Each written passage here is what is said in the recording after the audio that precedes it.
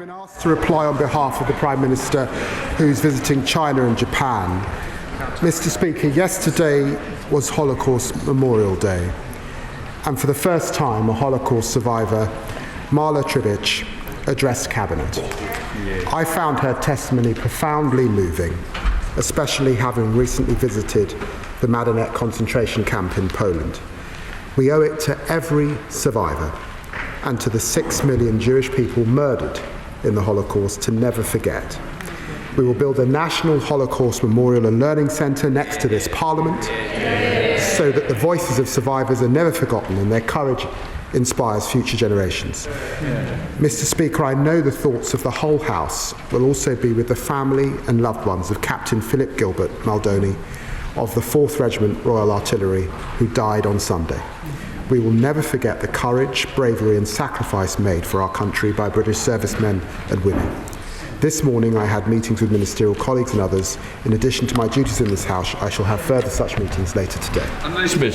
Thank you, Mr. Speaker, and I'd like to associate myself with the remarks of the Deputy Prime Minister on Holocaust Memorial Day and British servicemen. This week, the BBC and Good Morning Britain have reported of the national disgrace of out-of-control waste dumps, and for years, my constituents in Kirby have lived with one. People struggle to breathe, they're sick, they have to live with their windows shut and schools sometimes shut down for days. I've been campaigning on it with our Labour councillors, but the response from the Environment Agency has been slow and ineffective. So will the government work with me to sort this nightmare and stop the Simmonswood stink? Yes. Deputy Prime Minister. I thank my honourable friend. The government will work with her. The situation she describes is unacceptable. People are right to be furious. The Environment Agency are taking action to prevent further dumping, and we're giving them more powers and resources to crack down on fly tipping.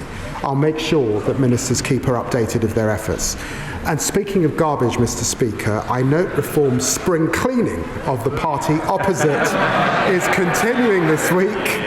The Leader of the Opposition says the Conservative Party is full of unwanted rubbish. The public worked that out long ago and got rid of them, Mr. Speaker. Shadow Secretary of State, Andrew Griffith. Thank you, Mr. Speaker. Can I start by echoing the Deputy Prime Minister's comments about Holocaust Memorial Day? We must never forget. May I also associate this side of the House with the condolences expressed by the Deputy Prime Minister to the family of Captain Philip Gilbert Muldowney. I also offer the condolences of the House to the family of Lord Flight, one of my predecessors in Arundel and South Downs. He served in Parliament with distinction for more than 2 decades. Mr. Speaker, after the Chancellor's U-turn yesterday, can the Deputy Prime Minister confirm that over 90% of retail, hospitality and leisure businesses will get nothing? Deputy Prime Minister. Well, Mr. Speaker, can I welcome the Shadow Business Secretary to the dispatch box and join him? I remember Lord Flight well when I arrived in this House. It's always a pleasure to hear from the co-author of the mini-budget.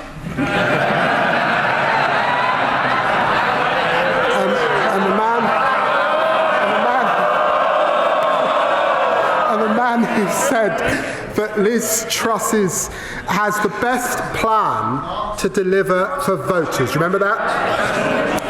Of course, all of us want to see our pubs in good health and to support hospitality.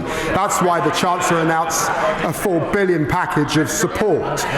But yesterday, in addition, business rates for pubs and music venues will be cut by 15% this year and frozen for the next 2 years, and will review the methodology for valuing pubs in the future. I must say that contrasts with the party opposite, who of course saw 7,000 pubs close under their watch.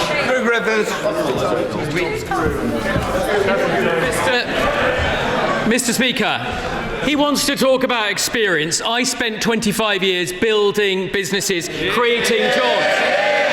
He's spent 25 years manufacturing grievance. And if the party opposite knew anything about business, they would know this is too little too late. Our high streets, their high streets are bleeding out, and the Chancellor's handing out. They don't want to hear this, Deputy Speaker. Our high streets are bleeding out, and the Chancellor's handing out a box of sticking plasters. They can't even U-turn properly. Mr. Deputy Speaker, a senior advisor. Mr. Speaker.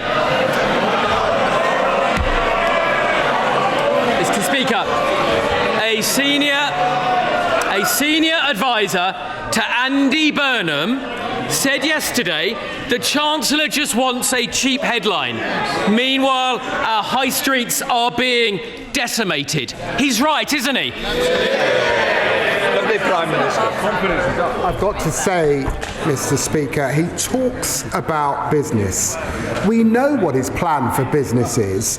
This is the man who opposed the minimum wage and said it was, quote, simply something that legislators pass to make themselves feel good. Well, let me tell him, raising the minimum wage doesn't make us feel good. It changes lives. And Labour's proud of how we're supporting small business. And on small business, creating hospitality zones to cut red tape, greater licensing freedoms, very important, and tackling late payments. All of that supporting business. That's a heart cry to what small business saw before. Mr. Speaker, you don't make young people better off by putting them out of work. Mr. Speaker, his MPs are already banned from pubs. Where next? Shops, restaurants, hair salons. That may not make a difference to him or I, but for many of them, they should back our plan to scrap business rates, but they haven't got the backbone to cut welfare to pay for it. And it's not just business rates, Mr. Speaker. Under them, the cost of hiring is up. So could he tell the House how much more does it cost to hire a 21-year-old under Labour? Deputy Prime Minister. He talks about young people. The party opposite left a shameful legacy. 1 in 8 young people not earning or learning when they left office. We're investing a record amount in apprenticeships, which they had on its knees. We're creating talented excellence technical colleges for our young people, and Alan Billman is doing a review on young people who are currently out of work. By contrast, they would freeze the minimum wage, oppose giving young people an increase. They've got nothing to say for the next generation. Mr. Speaker, you can feel the Deputy Prime Minister's frustration. The Prime Minister's away, the Business Secretary is away, and here he is, left behind Lammy, the designated survivor, having to defend the indefensible. And it's very clear, he doesn't know the answer, Mr. Speaker, so let me tell him. The cost will be up £3,600 a year. Under Labour, businesses can't afford to hire. 1 in 6 young people can't find a job. This government is blocking people who just want to get on in life. People, Mr. Speaker, ambitious people like Andy from Manchester, having his dreams crushed by Labour. So could the Deputy Prime Minister explain why unemployment has gone up almost every month they've been in office? Check his fact. 500,000 people in work more than a year ago under us. The Shadow Business Secretary is in no position to lecture anyone about U-turns, by the way. This man was Boris Johnson's net zero business champion. Now opposes the renewable investment, creating jobs and opportunities right across the country. Andrew Griffith. Mr. Speaker, the thing he didn't want to say is that every Labour government leaves office with unemployment higher than when they arrived. And there's a reason for that. They don't understand what it takes to be an employer. They don't understand business. They're strangling business with their red tape, and they're about to make things infinitely worse.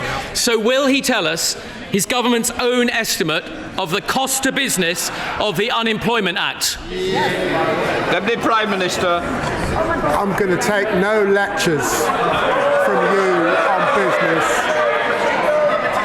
My father was run out of business under the Thatcher government. I know what it's like to grow up under a Tory government. And whilst we're talking about it, 26 Tory MPs and counting have already defected to reform, and now they're all counting down, Mr. Speaker, because today is 100 days until the Tory transfer window slams shut. It's going to be the longest and most disloyal transfer saga since Sol Campbell left Spurs. And the member for Clapton, I don't know where he is, has signed 3 ringers in the past fortnight. Andrew Griffith. Thank you. I don't know what's in his head, Mr. Speaker. It's our party that is getting stronger, and overnight,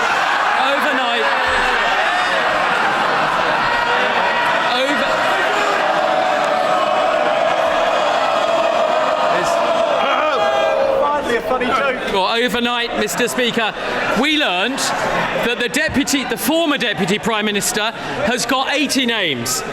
On Sunday, we learned that the Health Secretary's allies claimed that he's got 200 names, and oddly, 50 of them want the Mayor of Greater Manchester, who's not even in this MP. Mr. Speaker, they're supposed to be running the country, and once again, small businesses across this country will see that he didn't answer the question. So I'll tell him, £1 billion a year. That is the burden to businesses of their bill. So there we have it, Mr. Speaker. They've no answers for small business. There's no relief coming. They don't care about high streets. They don't care about hotels, restaurants, farmers, or young people.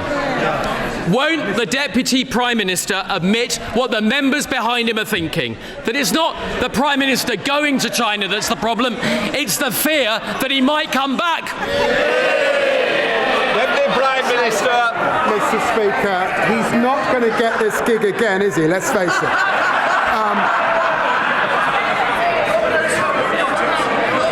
Mr. Speaker, I've set out our position very clearly. This was the week when the leader of the opposition told Desert Islanders that Britain needs to learn to queue again. And Tory MPs have taken her quite literally. They're lining up outside the member for Clapton's office while they squabble about the damage that they did to our country. Labour this week is capping ground rents, cutting the cost of living and rebuilding our public services. That's the difference a Labour government makes, and there's much more to come.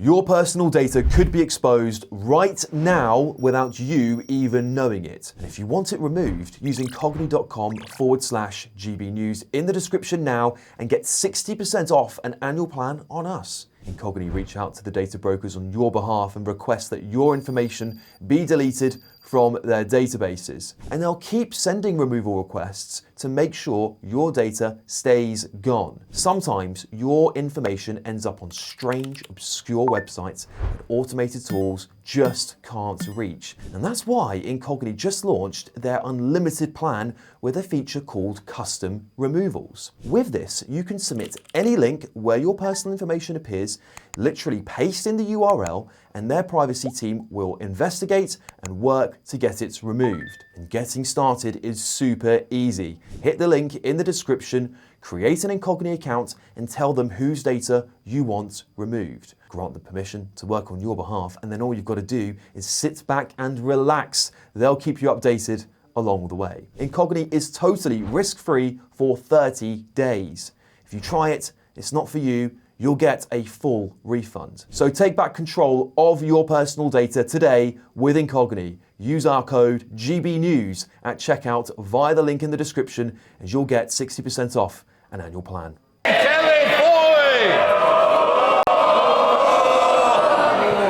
Mr. Speaker, Elmore Hall School is a fantastic multi-site provision supporting over 200 of County Durham's vulnerable young people with social, emotional and mental health difficulties. Their PAC site in Durham caters for 20 key stage 4 pupils, but SAN provision in Durham is at crisis point.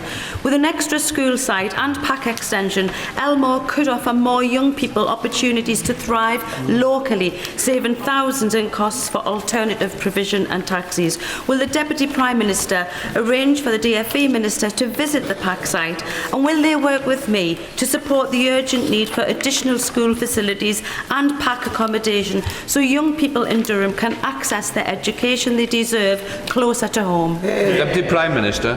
Well, I'm very grateful to my honourable friend. We're focused on fixing the SEND system so every child, wherever they live, has the support that they need to thrive.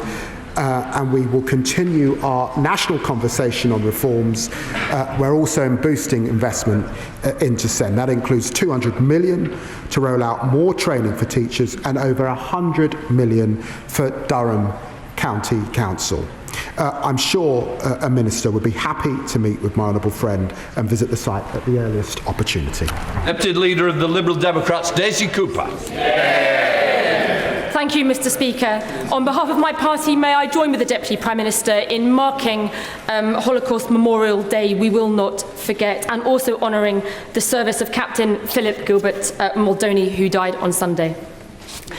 Mr. Speaker, whilst the Chinese regime still holds British citizen Jimmy Lai captive in prison, and whilst the Chinese regime continues to hunt down pro-democracy protesters on the streets of Britain with bounties on their heads, the British Prime Minister has gone cap in hand to China to ask for a trade deal on the promise of a super embassy from which the Chinese regime will continue to spy on us. The Chinese regime remains undeterred in its illegal actions against the UK and our citizens. So can I ask the Deputy Prime Minister to name one single consequence that the Chinese regime will face if they do not stop their campaign of espionage and repression? Deputy Prime Minister. Well, Mr. Speaker, China matters, and ignoring them would be a dereliction of duty. We will build a consistent, long-term and strategic approach grounded in reality. I set that out in the China audit statement I made a few months ago, and that is what our allies do. President Trump, Macron, Chancellor Merz, Prime Minister Carney, all are visiting and engaging. We'll cooperate where we can, and I'm sure in areas like climate, she would expect us to cooperate, and we will challenge in areas where we disagree. That's the way that we deliver for the public of this country. Daisy Cooper. Thank you, Mr. Speaker. I note the Deputy Prime Minister could not name one single consequence if the Chinese do not stop their espionage and repression. Mr. Speaker,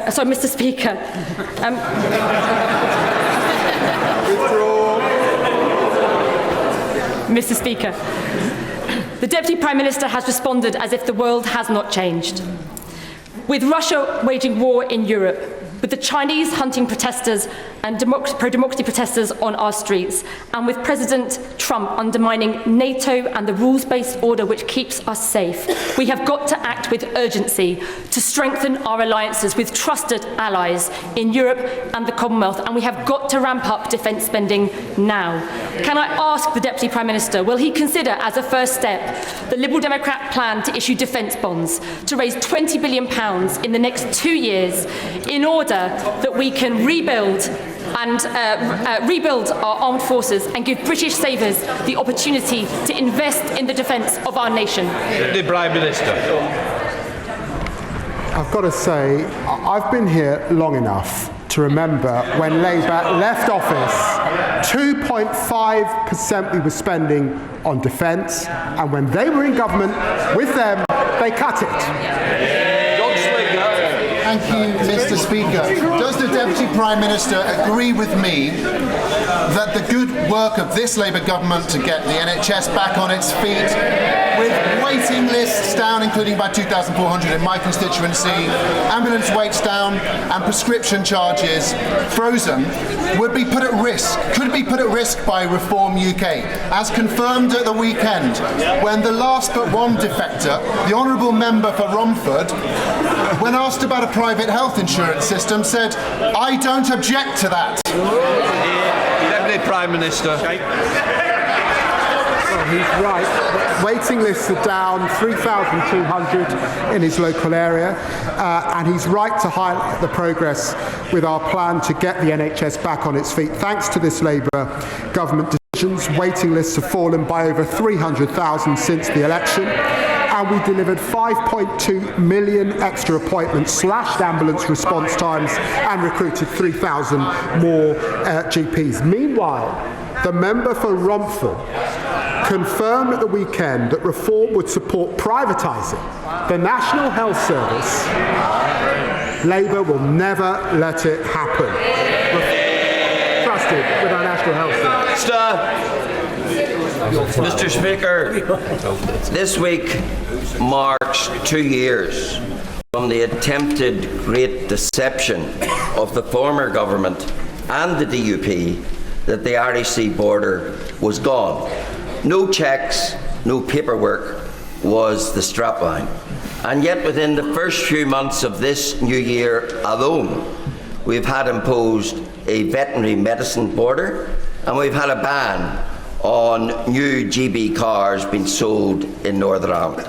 And now the EU says that from July it plans to impose a €3 charge on small parcels coming into Northern Ireland. What sort of government allows a foreign power to impose a tax on parcels coming into its own territory? Deputy Prime Minister. Well, Mr. Speaker, I looked at this specifically when I was Foreign Secretary. We've provided a wide range of guidance and support to businesses. We've not seen evidence of significant disruption to the flow of parcels. However, of course, HMRC stands ready to provide support wherever businesses have difficulties. Alex Boriscut. Thank you, Mr. Speaker. When the Prime Minister recently visited my constituency of Cardiff West in Ely to launch the UK child poverty strategy, I took the opportunity to discuss with him that much needed Pride in Place funding that we want in Ely and Cairo. My constituents are telling me they want it in important things such as a youth zone and in recreational sports activities. So will my right honourable friend agree to meet with me to discuss securing this vital funding for my constituents in Ely and Cairo? Deputy Prime Minister. Well, of course, I'll ensure that my honourable friend gets the meeting with the appropriate minister. Look at the difference that Labour is making in Wales. NHS waiting lists have fallen 6 months in a row thanks to the largest ever devolution settlement, 445 million into Welsh Rail, new offshore wind projects, AI growth zones, and the UK's small modular reactor in Anglesey. That's the difference a Labour government makes. Richard Ford. Mr. Speaker, the Met Office reports that climate change is driving wetter winters. Yet the US withdrew from the Paris Climate Agreement yesterday, on the same day that much of the West Country disappeared under flood water. My part of Devon is submerged and needs better flood defences. Would the Deputy Prime Minister like to invite his US counterpart on a fishing trip to the southwest? Deputy Prime Minister. Well, I'll get a licence if I do, but my sympathies are with his constituents affected by the recent floods. We're investing a record $10.5 billion into flood defences to protect 890,000 homes. The flood defences are inherited, of course, from the party opposite, which was shameful. But we've committed to net zero and the Paris Agreement. It's good for lowering bills, good for jobs and investment in the UK. Elsie Blundell. In my borough, the social housing waiting list exceeds 7,000 live applications. Council housing offers my constituents the safety and security that they deserve. What further steps can the government take to speed up the delivery of the social and affordable homes programme and build the high quality social housing my constituents deserve? Prime Minister. She's absolutely right. We believe in council housing on this side of the House. We're investing $39 billion to deliver the biggest boost to social and affordable housing in a generation, and that will deliver 300,000 social and affordable homes with at least a 60% rate, and will bring forward legislation to strengthen councils' ability to buy back homes sold under the Right to Buy scheme. The Scottish press is full of stories about the plot by Scottish Labour MPs to bring down the Prime Minister. One Scottish Labour MP said he's terrible. Another Scottish Labour MP said the handling of the budget had been incompetent. And yet another Scottish Labour MP predicted that Scottish Labour would be slaughtered in May's election. They're not wrong, are they, Deputy Prime Minister? Deputy Prime Minister. The people of Scotland have a big decision later on this year. Certainly not to vote Conservative, to get rid of SNP and vote Labour. And I and my colleagues will be campaigning every single day to bring that about. Vicky Bolscroft. Thank you, Mr. Speaker. As the UK's first borough sanctuary, Lewisham has a proud history of welcoming people fleeing conflict, persecution and instability. Our council works closely with support organisations to help those people integrate and contribute to our community. So how will the Deputy Prime Minister ensure that proposed reforms to the asylum system support rather than undermine the positive outcomes already being achieved in boroughs like mine? Deputy Prime Minister. Well, I'm grateful to my honourable friend for raising this issue. Britain has always been a fair, tolerant and compassionate country that has offered safe haven to those fleeing peril, and this government will always defend those values. We're introducing the largest overhaul of asylum policy in modern times to restore control, contribution and fairness. That includes creating new, capped, safe and legal routes for refugees. Asylum claims are falling across Europe, but in Britain they are rising. So we must make it less attractive for those who are coming here illegally to come to Britain and easier to remove them, and that's what we'll continue to do. Mr. Speaker, 6 in 10 families say their pay is going backwards, with the lowest earners £73 a week worse off, and middle earners are worse off too. So will the Deputy Prime Minister admit that his government, this government, has broken its promise to improve living standards? Deputy Prime Minister. Real wages have risen nearly every single month since we came into office. Thank you very much, Mr. Speaker. Sergeant Matthew Telford, Trooper Robert Pearson and Guardsman James Jimmy Major, aged just 18, 3 heroic servicemen from Great Grimsby and Cleethorpes who made the ultimate sacrifice on their tours of Afghanistan. I want to put on record my condemnation of President Trump's plain wrong comments that so undermine the commitment of our brave British servicemen and women at home and abroad, which the Deputy Prime Minister has rightly recognised. This government has launched the Valour VALA system to ensure that our veteran support offer on housing, health, welfare and work is fit for purpose, fully backing our forces. That's in stark contrast to the leader of Reform, who happily takes cash to champion the IRA. Shame. My local armed forces charities want to know if he can set out how urgent action is being taken to house homeless veterans by this government under VALA. Deputy Prime Minister. One of the greatest privileges of my life is visiting our servicemen and women who are stationed abroad. We're renewing the contract with our veterans, providing millions to eradicate veteran homelessness and investing £50 million into a nationwide network of support centres. I also want to take this opportunity to pay my respects to Private Jonathan Kitulongoda. He was the first British soldier killed by enemy action in Afghanistan on this day in 2004. He was just 23. The valour and heroism of those who have served our country to keep us safe must never be forgotten. Thank you, Mr. Speaker. A month ago today, protests erupted across Iran. In response, the Iranian government launched a deadly crackdown. They fired indiscriminately on protesters and they've shut off internet access to hide what they were doing from the outside world. In April 2024, the then Shadow Home Secretary, now the Foreign Secretary, asked the Conservative government if they would finally proscribe the Islamic Revolutionary Guard Corps as a terrorist organisation. And just 2 weeks ago, she described the Iranian regime as a consistent threat to the UK's stability, security, freedom and our national interest. The world order that we thought we knew is being shaken up. The US is no longer able to show moral leadership to governments that kill their own citizens. Can this government step up and take the lead, and will they now proscribe the IRGC? Deputy Prime Minister. Well, I utterly condemn the Iranian regime's brutal repression of peaceful protesters. It's a long-standing position under successive governments not to comment on whether a specific organisation is being considered for proscription. We have long criticised Iran's authoritarian regime and taken robust action to protect UK interests from Iranian state threats, and that includes over 220 sanctions on Iran, placing the entirety of the Iranian state on the enhanced tier of the Foreign Influence Registration Scheme. We're working at pace, of course, to explore what further measures can be taken to respond to these horrific. Thank you, Mr. Speaker. Mr. Speaker, violence is again escalating in northeast Syria, Rojava, with humanitarian crisis unfolding, and the city of Kobani under siege yet again. The Kurdish communities who fought and helped defeat ISIS now feel abandoned by their Western allies.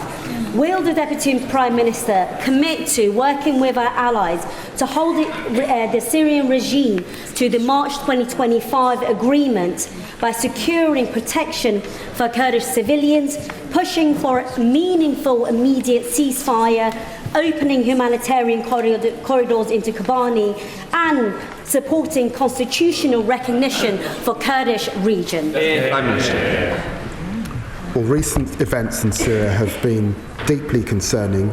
This is a significant moment for Syria's future, and we're using every diplomatic lever to urge all parties to stop the violence, protect civilians and ensure humanitarian support can be accessed. The Foreign Secretary has highlighted the importance of protecting the rights of the Kurdish community to Syrian's Foreign Minister this week, and we have consistently advocated for an inclusive political transition. We remain committed to standing with the Syrian people as they seek to build a more stable, free and prosperous future. Lee Anderson. Thank you, Mr. Speaker. It was reported on the TV yesterday that the Labour backbenchers are revolting. Now that is a matter of opinion. You don't have a TV licence. Unlike the Labour backbenchers and the Prime Minister. TV licence. Unlike the Labour backbenchers and the Prime Minister. He doesn't have a TV licence.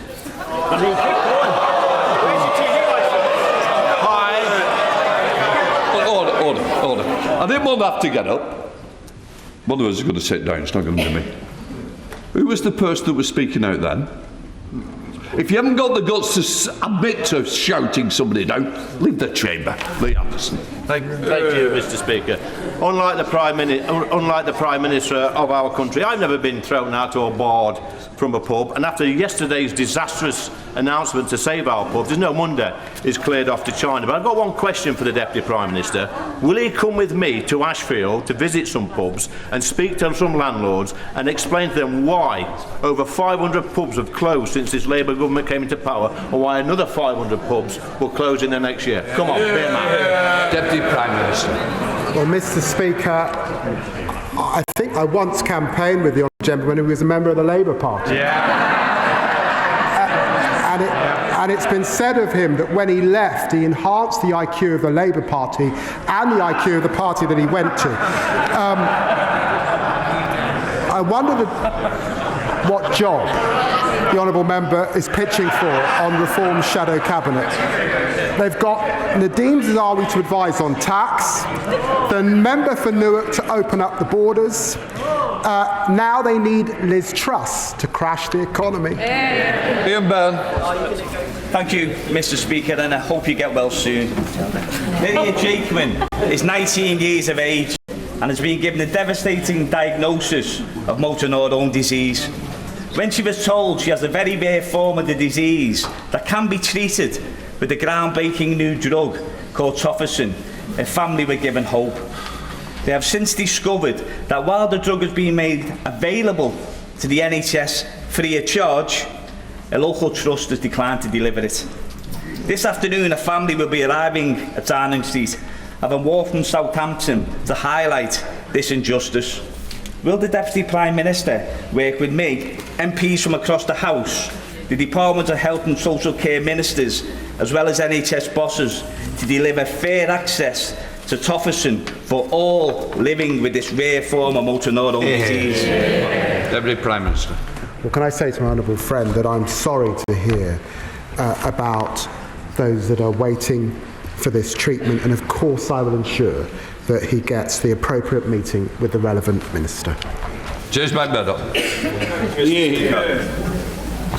GR Car is a business in Burnt Mills in my constituency in Basildon with over half a century of experience in steel manufacturing and fabrication. It is exactly the kind of medium-sized business that builds this country and we should be championing. And following my visit to them last week, I was disturbed to find out that many of our contracts from our flagship deals in Teesside and in our nuclear programmes go offshore, such as the 7,000-tonne order for steel to China and the 200+ kilometres of fabricated pipework to Germany. This is exactly the kind of investment that should be done in the UK. So how does sending offshore play into their growth plans? Deputy Prime Minister. Well, the honourable gentleman will remember that we stepped in to save British Steel and we committed up to £2.5 billion to rebuild the sector, and we'll publish a steel strategy setting out how we're going to achieve that shortly. The British Industry Supercharger will also bring down energy costs for strategically important UK industries. Patricia Ferguson. Thank you, Mr. Speaker.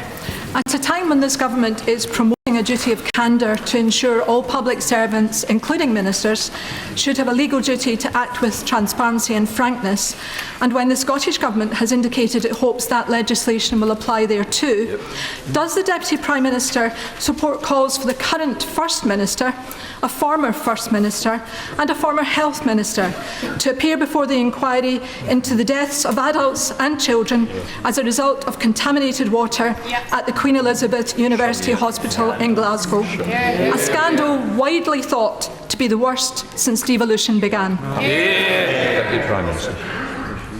Well, my honourable friend is right to raise this serious matter.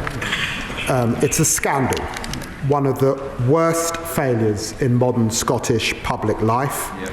The SNP government must acknowledge the grave failures at Queen Elizabeth Hospital. When whistleblowers raised serious failings, SNP ministers sided with the Health Board and dismissed families who went through tragic circumstances. That should be condemned as wholly unacceptable, and there's no clear example of why Scotland needs change with Anna Sarwar. The UK's nuclear deterrent has kept this country safe over 5 decades, and as the Deputy Prime Minister will know, it's operationally independent, but it still relies on US defence supply chains. Given the shaking of traditional alliances, could the Deputy Prime Minister reassure the House and the country that the UK has sufficient stockpiles of the component parts of the D5 Trident II missiles that the nuclear submarines have, and ensure that the supply chain remains resilient and is able to cope with any change in the White House, whether positive or negative? Deputy Prime Minister. He raises an important issue, and it's why I was pleased to work with the Defence Secretary on the Strategic Defence Review, and that we're investing £270 billion over this Parliament into defence. I think so. Thank you, Mr. Speaker. I know that the Deputy Prime Minister takes a deep interest in Uganda. 2 weeks ago, there was a sham election. People prevented from voting. Government officials stuffed the ballot boxes. Now the military is pursuing Bobi Wine, the leader of the opposition, with deadly intent. I'm gravely concerned about Bobi, opposition activists and British citizens in Uganda. What can we do to safeguard those people and ensure that we don't see violence and bloodshed on the streets of Uganda? Deputy Prime. Well, I was very grateful to meet with Bobi Wine and him when I was Shadow Foreign Secretary. We call for peaceful and credible elections. This dispute must be resolved peacefully and legally. Opposition candidates must be able to campaign freely. And of course, we will continue to make representations forcefully. Bob Blackman, final question. Thank you, Mr. Speaker. And I join the Prime Minister commemorating Holocaust Memorial Day. But unbelievably, Palestinian Pulse, an organisation, plan a protest outside Parliament today entitled "Confront Power in Parliament, an Anti-Zionist Rally." Now, the Jewish population of our country have had to put up with weekly protests in our towns and cities since the 7th of October 2023. Now we have Jewish businesses and restaurants having protests outside, trying to close them down. The chants are anti-Semitic. The meaning behind them is anti-Semitic. Well said, please. And we see where it leads. The massacre on Bondi Beach. What happened in the United States, and unbelievably, 2 of our Jewish population being murdered in Manchester. Now, Lord Macdonald's review is going to obviously look at this. But the Jewish population of this country do not have 2 years to wait before this hatred is extinguished. So will the Deputy Prime Minister take concrete steps to ensure that anti-Semitism is driven out of our country? Well, I'm very grateful to the Honourable Gentleman. He and I have worked cross-party on these issues over many years, particularly as I represent Stamford Hill, one of the historic homes of the Jewish community, and he's quite right. The rising anti-Semitism that we see, the nature of some forms of protest is intolerable and unacceptable. That is why the Home Secretary has set out the plans that she has, and I will continue to work with her closely to drive anti-Semitism out of this country. That completes Deputy Prime questions.